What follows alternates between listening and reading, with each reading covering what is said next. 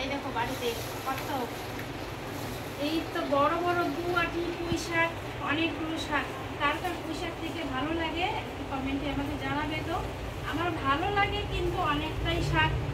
এই যে দেখো বড় বড় কত, এটাই হচ্ছে 2 দিন হয়ে যাবে,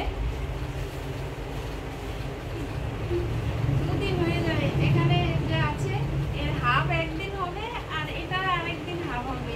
তো 4 দিনের শাক একদিনে নিয়ে চলে এসেছে। যতগুলো পাবে বাজারে একবারে উঠাই নিয়ে চলে আসবে। যে কিছু জিনিসে হোক মানে কোনো বাজার করার একটা ইয়ে নেই, যেরকম মানে মনে হলো সেরকম উঠাই নিয়ে চলে আসলো, সেটা নষ্ট হয়ে যায়।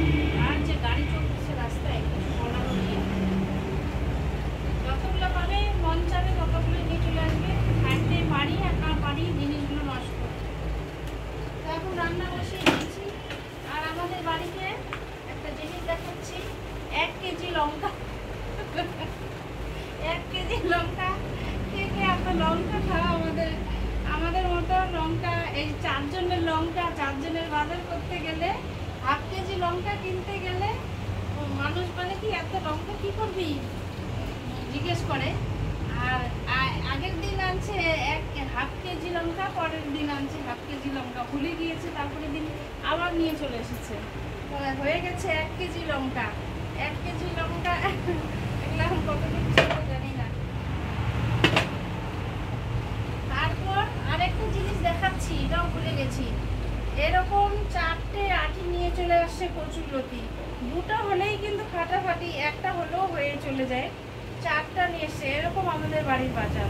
4টা আঁটি নিয়ে চলে এসেছে। তো 2টা না 3টা খাওয়া হয়েছে আর একটা আছে, এটা শুটকি হয়ে গেছে। এটা থাকলে খাওয়া যাবে, না থাকলে নেই। আজকেই শুটকি হয়ে গেছে, কালকে থাকবে কিনা কি জানি।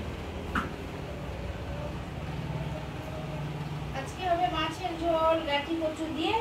আর এই যে এটা হচ্ছে নৌকার ঢেকি শাক, এই যে মানে পাওয়া যায় যেখানে সেখানে। তো এই যে অনেক দিন পর বাড়ির এই যে নৌকাল শাক, এটা নিয়ে আসছে আমার ছেলে, যে রাস্তা ঘুরতে গেছে তো দেখছে, একটুখানি তুলে নিয়ে এসছে। আর এগুলো অনেক দিন থেকে খাওয়া হয় না, আর বাজার থেকে কিনে আনি না। এটা বাজারে যদি এটা কিনে আনা যায় তো একটুও স্বাদ নাই খেতে, কেমন জানি একটা পাঞ্চে পাঞ্চে লাগে। আলু দিয়ে ভাজা করবো, আলুটাকে ভেজে নেবো, তারপরে শাকটাকে মিক্স করব। তো আলু দিয়ে ভাজতেও ভালো লাগে, এমনিও ভালো লাগে। তো আমার ছেলে বলছে ওর এই ঢেঁকি শাকটা আলু দিয়ে মিক্স করে ভাজা করলে ওর ভালো লাগে খেতে। তো ওই জন্য আলু দিয়ে এক জায়গায় মিক্স করে ভাজবো। এদিকে গাঠি কচু দিয়ে হবে মাছের ঝোল, কাতল মাছ। এমনি আলু দিয়ে তো প্রতিদিনই খাওয়া হয়, তো ভাবছি আজকে এই গাঠি কচু দিয়ে রান্না করব।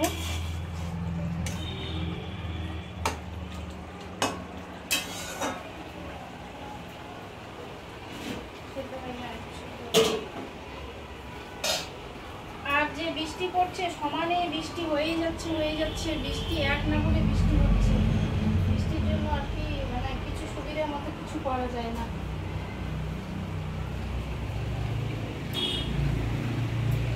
কোথায় যে ঢালবো,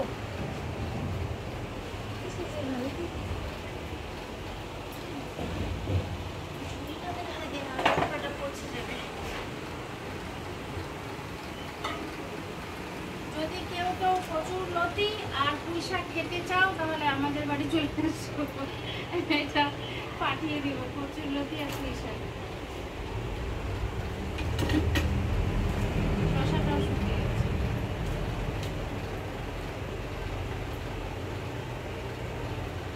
এটা থাকতেই আরো নিয়ে চলে আসছে।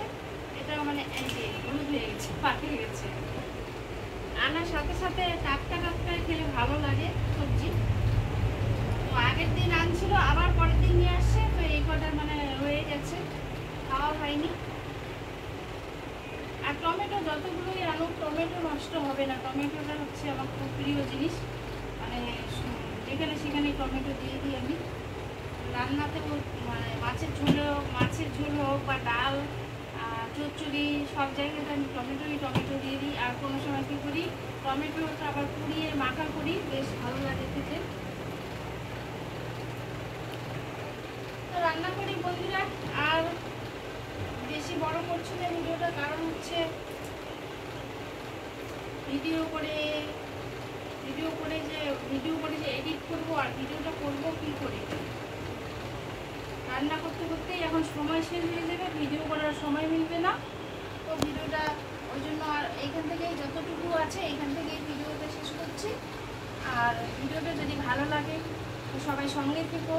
আর ভিডিওটা দেখলে যে যারা যারা দেখছো ভিডিওটাতে একটা কমেন্ট করে জানাবে যে ভিডিওটা কেমন লাগলো, ভালো লাগলো কি লাগলো না। আর ভিডিওটা শেষে একটা ছোট্ট করে কমেন্ট করবে, জানাবে ভিডিওটা কেমন লাগলো। তো আজকের মতো ভিডিওটা এখানে শেষ করছি। আর পারলে কালকে সকালবেলা আবার একটা ছোট্ট ভিডিও দিব। তো আজকের মতো এখানেই রাধে রাধে।